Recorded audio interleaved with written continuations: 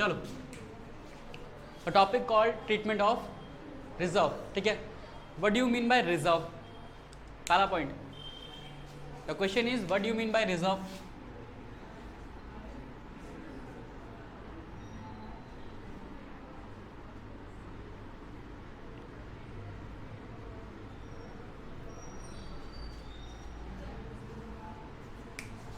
बताओ, what do you mean by reserve?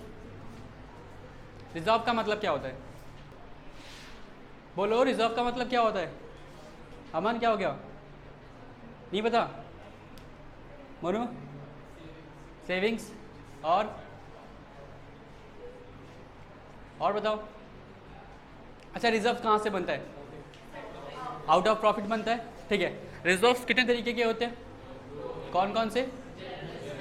Journal और specific, और कुछ होता है?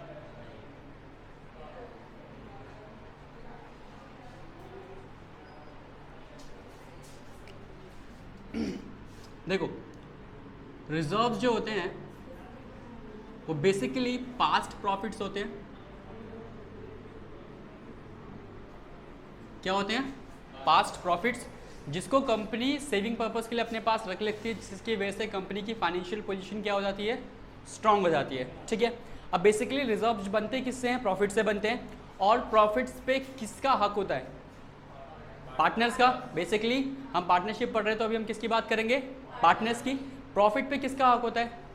पार्टनर्स का। तो जो भी प्रॉफिट्स का शेयर होता है वो अल्टीमेटली किसको बढ़ता है? पार्टनर्स को। और कौन सी रेशियो में बढ़ता है?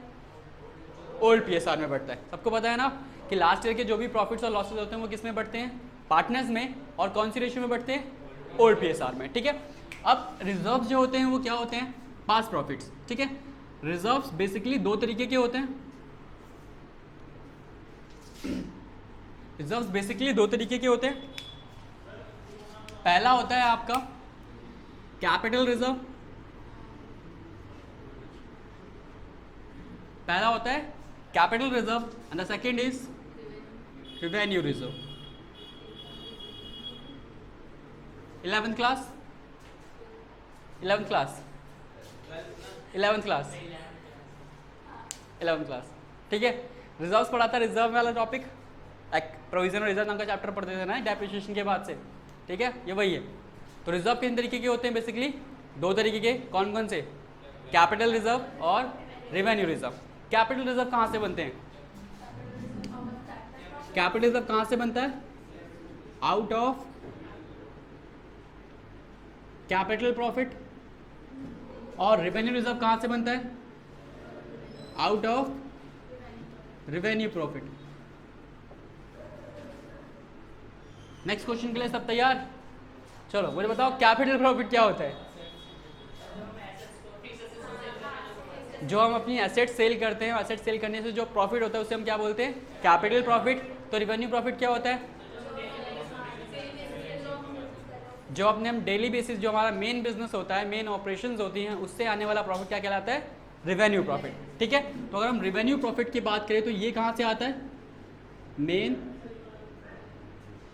ऑपरेशन से, ऑपरेशंस ऑफ बिजनेस, ठीक है। और कैपिटल प्रॉफिट कहाँ से आता है?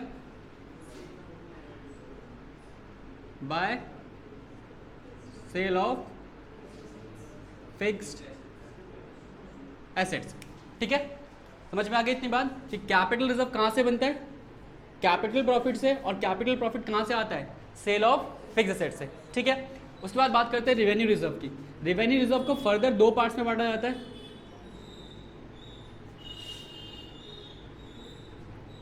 एक होता है आपके फ्री रिजर्व, ठीक है। एक होता है फ्री रिजर्व और दूसरा होता है स्पेसिफिक रिजर्व, ठीक है। दो तरीके के रिजर्व्स होते हैं। कौन से वाले? रेवेन्यू। पहला कौन सा? Free reserve. और दूसरा कौन सा? Specific reserve. फ्री रिजर्व से क्या मतलब होता है? फ्री रिजर्व ऐसे रिजर्व्स होते हैं जिनके यूसेज पे कोई रिस्ट्रिक्शंस नहीं होता है। मतलब उसको आप किसी भी पर्पस के लिए यूज कर सकते हो, किसी भी चीज़ के लिए यूज करते हो, उसे आप क्या बोलते हैं? Free reserve. तो बेसिकली हम एक पॉइंट लिख सकते हैं कि नो रिस्ट्रिक्शंस ऑन यूज, ठीक है। फ्री रिजर्व पे कोई भी रिस्ट्रिक्शन नहीं होता यूज करने के। अच्छा एग्जांपल्स दो फ्री रिजर्व के, फ्री रिजर्व के एग्जांपल्स।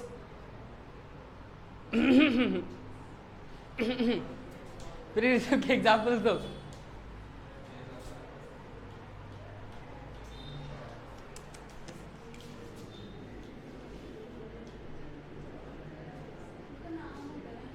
हाँ तो और क्या पूछ रहा हूँ तुमसे, नाम ही तो पूछ रहा हूँ। तो एग्जाम्पल में क्या होता है, एग्जाम्पल में क्या होता है मुझे बताओ। अगर तुमसे बुक के एग्जाम्पल पूछो तो तुम क्या बताओगे, बुक के नाम ही तो बताओगे ना। ऑफकोर्स नाम पूछ रहा हूँ तुमसे, ठीक है। तो फ्री रिजर्व्स में एक एग्जाम्पल और क्या होता है, जनरल रिजर्व, ठीक है। उसके बाद फ्री स्पेसिफिक रिजर्व क्या होता है, जिसके ऊपर क्या होती हैं, सम रिस्ट्रिक्शंस होती हैं ऑन यूज, ठीक है। किस पर्पस के लिए बनता है, मेड फॉर स्पेसिफिक पर्पस, ठीक है, made for the specific purpose. Examples दो, एग्जांपल्स दो। WCR क्या होता है, WCR वॉकमैन कंपनसेशन रिजर्व, ठीक है। दूसरा इन्वेस्टमेंट फ्लक्चुएशन रिजर्व। और बताओ, प्रोविडेंट फंड,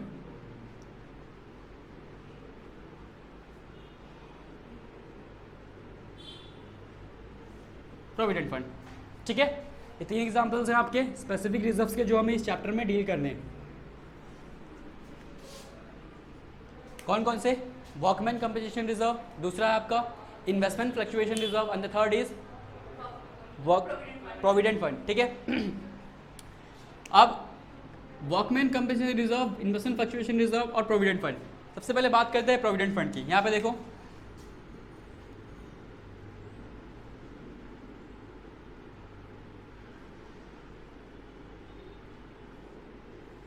ठीक है।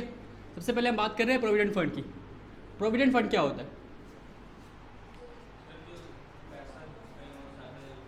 बताओ। प्रोविडेंट फंड क्या होता है, जिसको नॉलेज है, मतलब ऐसी नहीं बुक की नॉलेज, जिसको जनरल नॉलेज है। पीएफ का नाम सुना है कभी किसी ने, पीएफ सुना है? हाँ बताओ पीएफ क्या होता है।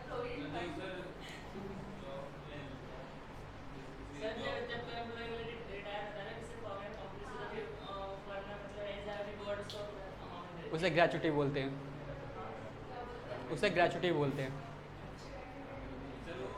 That is separate from the others. दो वर्ड्स होते हैं, एक ग्रेचुटी होती है, एक पीएफ होता है। पीएफ अलग होता है, ग्रेचुटी अलग होती है। ग्रेचुटी तो होती है जब अंदर पार्ट एम्प्लॉय रिटायर होता है बिजनेस में, तो ग्रेचुटी मिलती है। मैं प्रोविडेंट की बात कर रहा हूँ, एक तरीके का, कुछ इसी तरीके का कुछ इस तरीके की स्कीम है ये। हाँ हाँ स्कीम है, हाँ बताए रहे। देखो जैसे इंश्योरेंस होता है, इंश्योरेंस के अंदर क्या होता है, आप प्रीमियम पे करते हो। इंश्योरेंस में क्या होता है, आप हर महीने कुछ ना कुछ क्या पे करते हो, प्रीमियम पे करते हो। और प्रीमियम जो होता है वो आप एक लंबे टाइम के लिए पे करते हो। आफ्टर द मैच्योरिटी क्या होती है, आपको वो प्रीमियम का पूरा पैसा मिल जाएगा या फिर आप उससे क्लेम ले लोगे। सेम चीज़ यहाँ पर भी होती है, किसके अंदर, प्रोविडेंट फंड में। प्रोविडेंट फंड में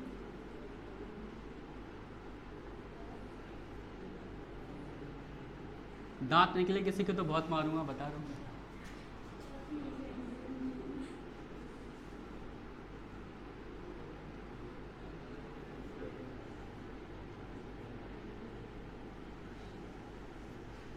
ठीक है,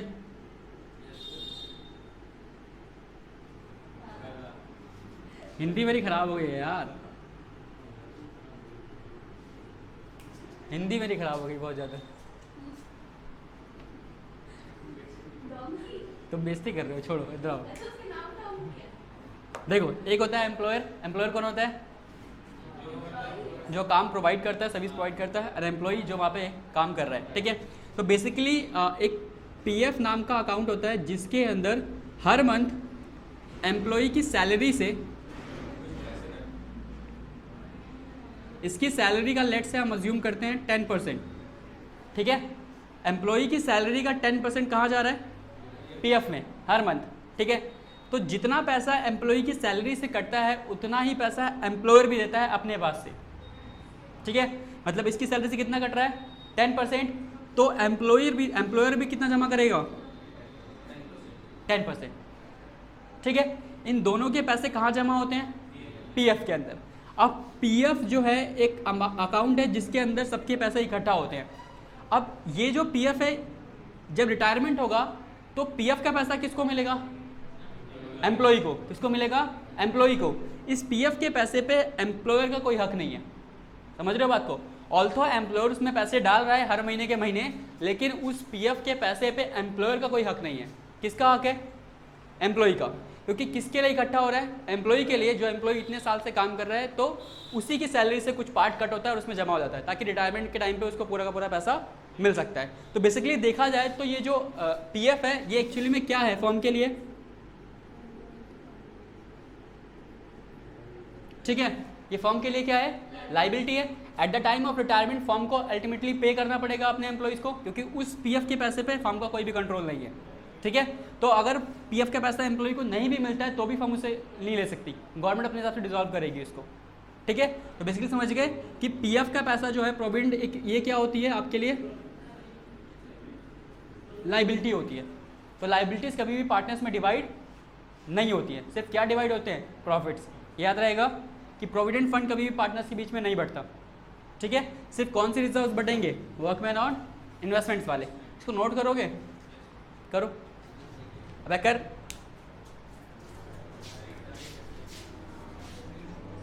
जल्दी नोट करो।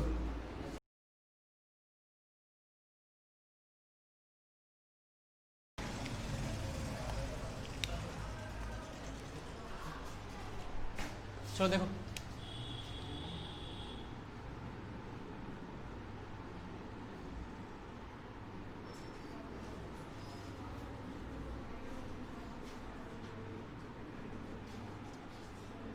ठीक है।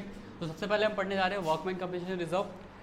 एज यू नो कि वर्कमैन कंपनसेशन रिजर्व क्या होता है कि जो फैक्ट्रीज में वर्कर्स काम करते हैं या फिर जो फॉर्म में वर्कर्स जो काम करते हैं, तो उन वर्कर्स को अगर वर्क के टाइम पे चोट लग जाती है, ठीक है, तो उनको अल्टीमेटली हमें क्लेम पे करना पड़ता है, ठीक है।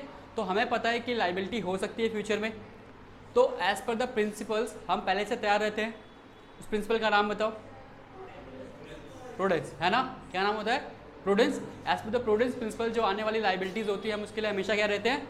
रेडी रहते हैं। क्या अगर हमें लगता है कि फ्यूचर में कोई लॉस होने वाला तो उसके लिए पहले से क्या रहो?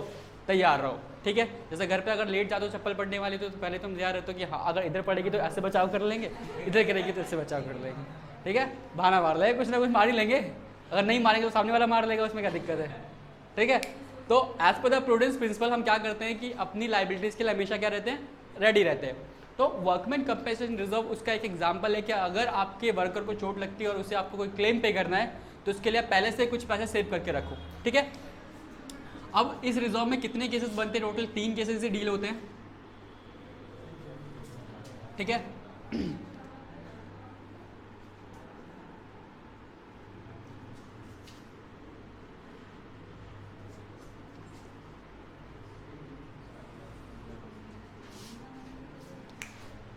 अब यहां पर मैं रिजर्व्स का अमाउंट लेके चल रहा हूं।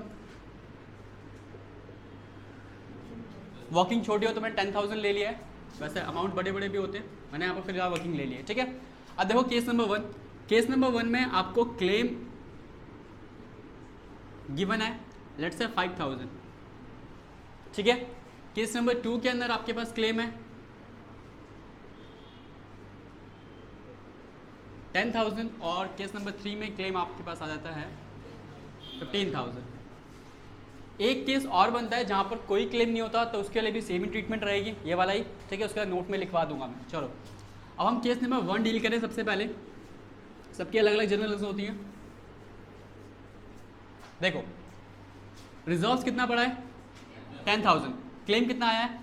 5,000, ठीक है। हमने कहा था कि रिजर्व्स चाहे स्पेसिफिक हो या जनरल हो, अल्टीमेटली वो रिजर्व्स किसको बढ़ते हैं?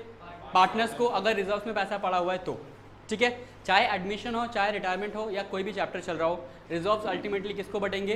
पार्टनर्स को बढ़ेंगे। और रेशियो कौन सी रहेगी? ओल्ड रेशियो हमेशा, तीनों चैप्टर में से कोई भी चैप्टर चल रहा होगा, रेशियो हमेशा क्या रहेगी, ओल्ड रेशियो, ठीक है। तो जर्नल कैसे करोगे, जो भी रिजर्व्स है, ठीक है, रिजर्व्स क्या करोगे, पहले बताओ रिजर्व्स का बैलेंस कैसा होता है, क्रेडिट या डेबिट, क्रेडिट होता है, रिजर्व्स का बैलेंस कैसा होता है, क्रेडिट होता है। तो अगर आपको रिजर्व को खत्म करना है तो क्या करना पड़ेगा, डेबिट करना पड़ेगा। तो एंट्री क्या लिखोगे, वर्कमैन कंपनसेशन रिजर्व, ठीक है। अकाउंट डेबिट कितना अमाउंट, 10,000, ठीक है। अब आपको चेक करना है कि क्लेम कितना आया है बेसिकली, ठीक है। तो क्लेम आपके लिए क्या है, लाइबिलिटी है, और लाइबिलिटी का बैलेंस कैसा होता है, क्रेडिट होता है कि नहीं। टू वर्कमैन कंपनसेशन क्लेम कितना आया, 5,000, ठीक है। अब चाहे तो आप इस जर्नल को एक ही एंट्री में निपटा सकते हो या फिर आप 2 अलग अलग एंट्री भी पास कर सकते हो। अब तुम्हारी मर्जी तुम्हें कैसे करना है, सिंगल एंट्री में करना है कि 2 एंट्रीज में करना है, सिंगल में कर लेना, हाँ शॉर्टकट तरीका है समझिए, ठीक है। देखो तो 10,000 रुपये आपके पास रिजर्व में पड़े हुए थे, 5,000 रुपये आपने किसको दे दिया, क्लेम दे दिया, यानी जो एम्प्लॉय को चोट लगी होगी आपने उसको 5,000 रुपये दे दिए। अब आपके पास कितने रुपये बचे, 5,000, क्या करें उस 5,000 का, पार्टनर्स में बांट दें। किस में बांटेंगे, पार्टनर्स में, कौन से पार्टनर्स में, ओल्ड पार्टनर्स में, ठीक है। तो 2 किसको लिखोगे, टू ओल्ड पार्टनर्स कैपिटल, कितना अमाउंट, 5,000, किस रेशियो में बांटोगे, ओल्ड PSR में, ठीक है।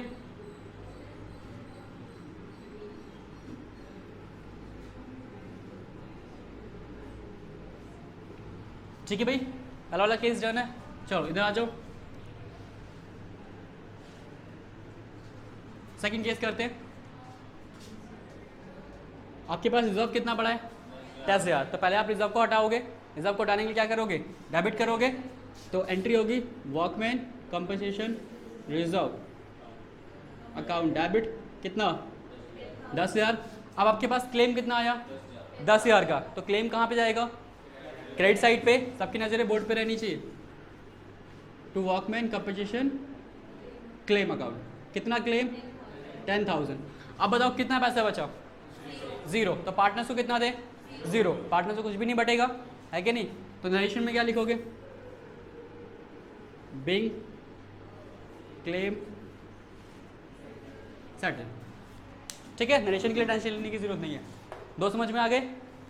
एक केस जहां पर आपका जो रिजर्व है और क्लेम है, मतलब क्लेम का अमाउंट रिजर्व से क्या है, कम है। एक केस जहां पर क्लेम का अमाउंट रिजर्व के अमाउंट के इक्वल है, अदर थर्ड केस इज जहां पर क्लेम का अमाउंट रिजर्व के अमाउंट से ज्यादा है, ठीक है। चलो सबसे पहले वही बात, अब क्या करोगे, रिजर्व्स को डेबिट करोगे क्योंकि रिजर्व हटाना है आपको, ठीक है। तो रिजर्व डेबिट करने की entry workman compensation reserve account debit, कितना अमाउंट, 10,000। रिजर्व्स का अमाउंट हमेशा कांस्टेंट रहेगा, कितना, 10,000। अच्छा क्लेम कितना आया है, 15,000। तो क्लेम कहाँ पे जाएगा, कहाँ जाएगा, क्रेडिट साइड। क्लेम्स हमेशा कहाँ जाते हैं, credit side. To workman compensation claim account, कितना क्लेम आ गया, 15,000 का। अब आपके पास रिजर्व कितना पड़ा है, 10,000, क्लेम कितना आया, मतलब क्या हुआ, लाइबिलिटी बढ़ गई, क्या बढ़ गई, लाइबिलिटी बढ़ गई। मैंने कहा क्लेम क्या होती है आपके लिए, लाइबिलिटी का काम करती है, क्लेम क्या होती है, लाइबिलिटी का काम करती है। तो आपके पास जो पैसा पड़ा है वो कितना पड़ा है, 10,000, और आपके पास लाइबिलिटी कितनी आई, 15,000, यानी 5,000 से लाइबिलिटी क्या हो गई, इंक्रीज हो गई। और लाइबिलिटी जब भी इंक्रीज होती है तो कहाँ पे जाती है, कहाँ जाती है, रिवैल्यूएशन के डेबिट साइड में। कॉन्टेक्ट देख रहे हो ना कि रिवैल्यूएशन का डेबिट साइड कब होता है, जब लाइबिलिटी बढ़ती है। तो मतलब कितने से लाइबिलिटी बढ़ी, 5,000 से, तो वो कहाँ जाएगी, रिवैल्यूएशन में, रिवैल्यूएशन अकाउंट डेबिट 5,000। समझ में आई ये एंट्री, क्योंकि यहाँ पर लाइबिलिटी बढ़ गई इसलिए कहाँ पे गया, रिवैल्यूएशन में, ठीक है।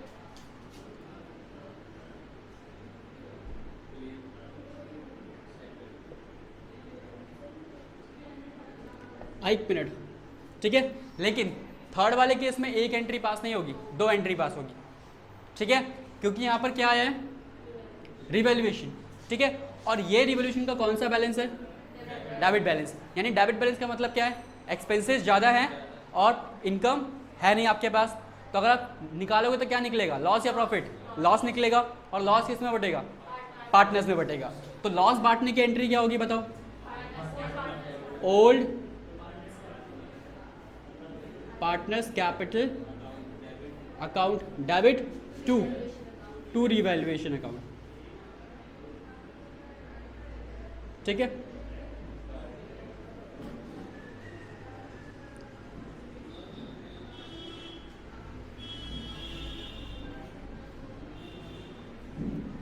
ठीक है भाई, देखो तो चाहे प्रॉफिट्स हो, ठीक है, या फिर क्या होंगे, लॉसेस, दोनों किसको मिलेंगे, पार्टनर्स को ही मिलने वाले हैं, ठीक है। या तो प्रॉफिट होगा या तो लॉस होगा, दोनों किसको मिलेगा, पार्टनर्स को मिलेगा। बस ट्रांसफर करने के तरीके अलग है। अगर आपने डायरेक्टली ये लॉस किसको दे दिया यहाँ पर, पार्टनर्स को, तो एंट्री गलत हो जाएगी। जर्नल में हमेशा पहले कहाँ ट्रांसफर होगा, रिवैल्यूएशन में, और रिवैल्यूएशन से लॉस कहाँ ट्रांसफर होगा, पार्टनर से कैपिटल। समझ में आई इतनी चीज़, नोट डाउन करो उसको फटाफट से।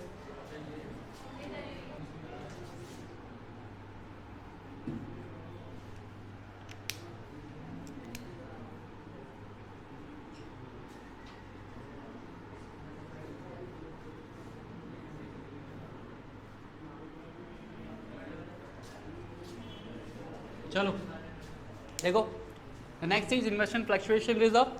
जैसे कि आपका वर्कमैन कंपनसेशन रिजर्व बना था, इसी तरीके से क्या बनता है, इन्वेस्टमेंट फ्लक्चुएशन रिजर्व। फ्लक्चुएशंस का मतलब क्या होता है, फ्लक्चुएशंस का मतलब क्या होता है, अरे बता दो, किसकी वैल्यू चेंज होती रहती है, वैल्यू फिक्स नहीं होती और फ्लक्चुएट होती रहती है, ठीक है। तो फ्लक्चुएशन से बचने के लिए हम क्या बनाते हैं, रिजर्व बनाते हैं, ठीक है, that is called investment fluctuation reserve, ठीक है। सेम इसमें भी हम केसेस को रखेंगे।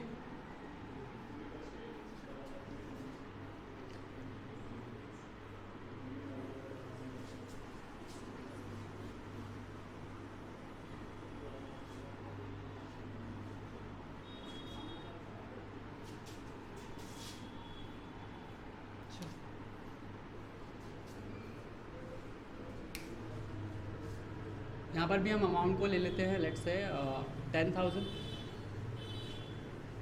ठीक है। इन्वेस्टमेंट फ्लक्चुएशन रिजर्व का अमाउंट कितना है, 10,000। अब यहाँ पे आपको टोटल 3 चीज़ें देखनी पड़ेंगी क्वेश्चन में। देखो, एक तो आपको गिवन होगी इन्वेस्टमेंट्स की वैल्यू, ठीक है। इन्वेस्टमेंट की बुक वैल्यू गिवन होगी क्वेश्चन में, लेट्स से बुक वैल्यू है इसकी 15,000, ठीक है। बुक वैल्यू समझते हो, बुक वैल्यू क्या होती है, जो वैल्यू बुक्स ऑफ अकाउंट में रिकॉर्ड होती है, यानी जो वैल्यू पे आपकी एसेट जो है बैलेंस शीट में शो करती है, उसे क्या बोलते हो, बुक वैल्यू, ठीक है। तो देख रहे हो कि इन्वेस्टमेंट की बुक वैल्यू कितनी है, 15,000, ठीक है। और जो एडजस्टमेंट्स हैं, यानी जो केसेस हैं, उसके अंदर आपको कौन सी वैल्यू गिवन होगी, मार्केट वैल्यू, ठीक है। यानी इन केसेस में हमेशा आपको गिवन होगी मार्केट वैल्यू, यहाँ पर आपको मार्केट वैल्यू गिवन होगी। तो लेट से इस केस में देखता हूँ मैं, मार्केट वैल्यू जो है वो आपकी लेट से 18,000 है,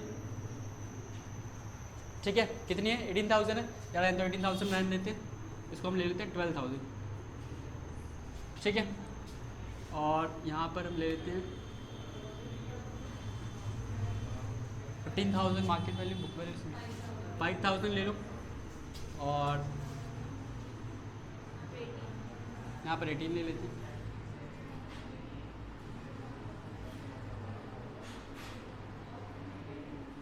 यहाँ हम 20 ले लेते हैं, ठीक है भाई। चलो, तो 3 वैल्यूज़ ले ली हमने फटाफट से। केस नंबर 1 पे आते हैं,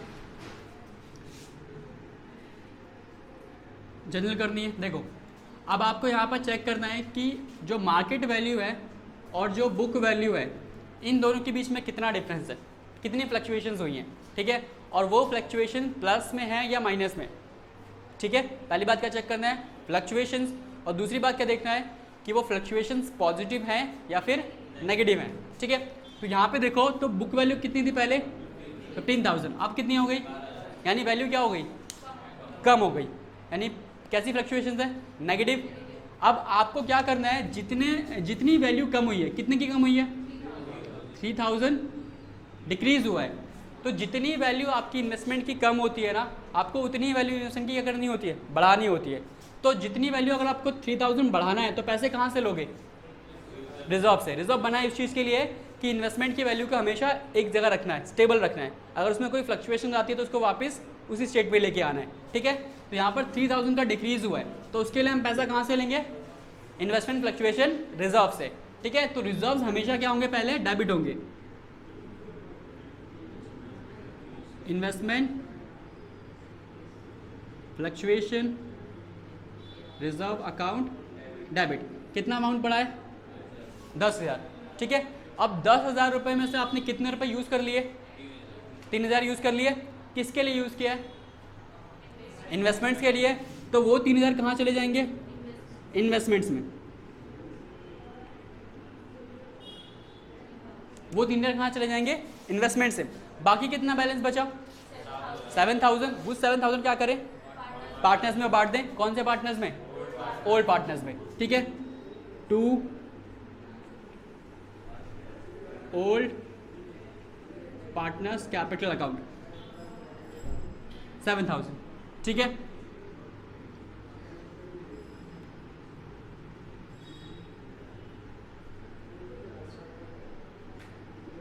ओके, केस नंबर 2। चल यहाँ पे देखो, बताओ एंट्री बताओ, यहाँ पे कैसे करेंगे। केस नंबर 2 में मार्केट वैल्यू कितनी है, 5,000, ये आपकी मार्केट वैल्यू है। अब देखो तो बुक वैल्यू 15,000, मार्केट वैल्यू 5,000। क्या हुआ है, फ्लक्चुएशंस हुई हैं, कितने की, 10,000 की। इंक्रीज डिक्रीज, फ्लक्चुएशन क्या हुई है, पॉजिटिव या नेगेटिव, नेगेटिव हुई है। कितने का, 10,000 का। और इसके अलावा पैसा कहाँ से लोगे, रिजर्व से। तो एंट्री क्या होगी, investment fluctuation reserve account debit. कितना रिजर्व पड़ा आपके अकाउंट में, 10,000। और आपकी फ्लक्चुएशंस कितनी हुई हैं, 10,000 की ही हुई हैं। तो इन्वेस्टमेंट को आप कितने पैसे दोगे, 10,000। बिग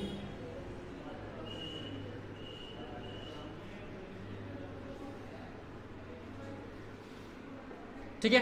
तो यहाँ पर कोई भी पैसा नहीं बचा, आपके पास रिजर्व में कितने पैसे थे, 10,000, और आपने 10 के 10,000 किसको दे दिए, इन्वेस्टमेंट को। तो अब कितना अमाउंट बचा, 0। तो पार्टनर्स को कितना मिलेगा, 0, ठीक है। थर्ड केस, देखो थर्ड केस में कैसे करोगे। अब यहाँ पर मार्केट वैल्यू कितनी है, 20,000, बुक वैल्यू कितनी है, 15,000। क्या हुआ है, फ्लक्चुएट हुआ है, कितना फ्लक्चुएट हुआ, 5,000। कितना फ्लक्चुएट हुआ, 5,000। नेगेटिव या पॉजिटिव, पॉजिटिव, नेगेटिव या पॉजिटिव, पॉजिटिव। तो पहला काम क्या रहेगा, रिजर्व हटाना है। क्या हटाना है, reserve, investment fluctuation reserve account debit. Reserve में कितना अमाउंट पड़ा है, 10,000, ठीक है। अब इन्वेस्टमेंट्स की वैल्यू बढ़ी है क्या, इन्वेस्टमेंट की वैल्यू बढ़ी है ना। देखो पहले मार्केट वैल्यू कितनी है, 20,000, और बुक वैल्यू 15,000। तो इन्वेस्टमेंट की वैल्यू क्या हो गई है, बढ़ गई है, ठीक है। कितने से बढ़ी है, 5,000 से। तो 5,000 से इन्वेस्टमेंट बढ़ गया।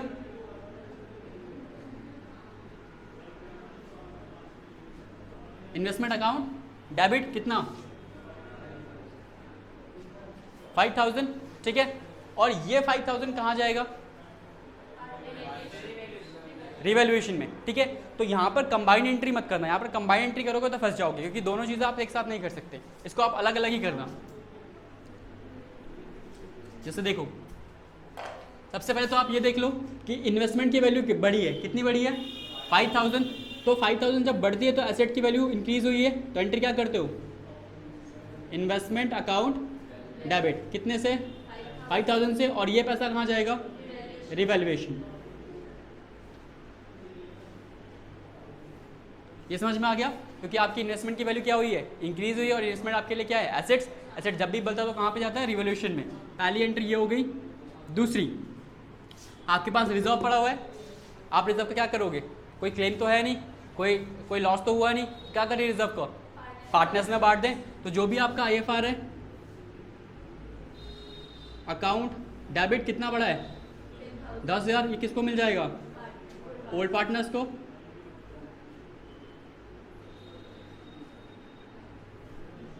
ठीक है, रिजर्व पूरा का पूरा बढ़ जाएगा। अभी भी इसमें एक एंट्री बाकी है, बताओ बोर्ड पे, अभी भी इसमें एक एंट्री बाकी है, कौन सी बोलो। रिवोल्यूशन का प्रॉफिट क्या करें, उसको पार्टनर्स में बांट दें, तो ये वाला प्रॉफिट भी बढ़ जाएगा। एंट्री क्या होगी, revaluation account debit to old partners, capital कितना 5,000 और 5,000। ठीक है, बेइंग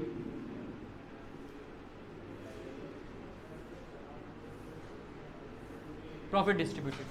ठीक है भाई, तो आपके जितने भी केसेस थे मैंने सारे कवर कर लिए हैं। और याद करना इस वाले पॉइंट में 3 एंट्रीज होंगी आपकी, इसमें कंबाइन मत करना, कंबाइन करोगे तो एंट्री सॉल्व नहीं होगी। पहले इन्वेस्टमेंट की वैल्यू बढ़ी है तो आपने इसको इंक्रीज़ किया है, दूसरा फंडिंग में कोई क्लेम नहीं तो फंडिंग आपने डिवाइड कर दिया पार्टनर्स में, and the third is revolution का प्रॉफिट और लॉस क्या होगा, हमेशा रिवोल्यूशन में ट्रांसफर होगा, याद रहेगा। ठीक है, तो इसमें बस इतना ही है। और इसके क्वेश्चन अब आपको करने हैं, वो नेक्स्ट क्लास में हम करेंगे, और नेक्स्ट क्लास में हम फुल क्लास क्वेश्चन भी करेंगे। ठीक है, क्योंकि अब मुझे इस पर प्रैक्टिस नहीं करानी, बहुत कर चुके हैं इस पर पहले से भी हम लोग।